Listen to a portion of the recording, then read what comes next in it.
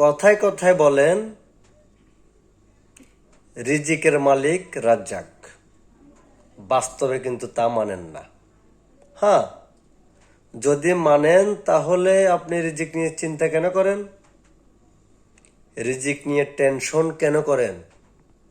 রিজিক নিয়ে দুশ্চিন্তা কেন করেন?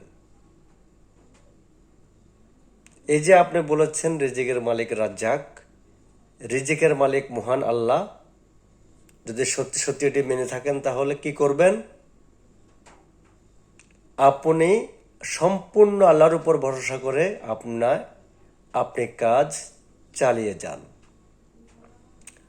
আপনি যদি আপনার কাজ চালিয়ে যান, কর্ম করতে থাকেন, পরিশ্রম করতে থাকেন মহান আল্লাহর উপর ভরসা করে, রিজিকের মালিক মহান আল্লাহ, তাহলে ইনশাআল্লাহ তিনি আপনার কাজে বরকত দিবে, আপনার কষ্টে, আপনার টাকা পয়সায় বরকত দিবে। তবে আপনাকে অবশ্যই মানতে হবে যে রিজিকের মালিক মহান আল্লাহ কোনো মানুষ নয়, কোনো পীর নয়, কোনো মোল্লা নয়, কোনো দল নয়, কোনো গোষ্ঠী নয়।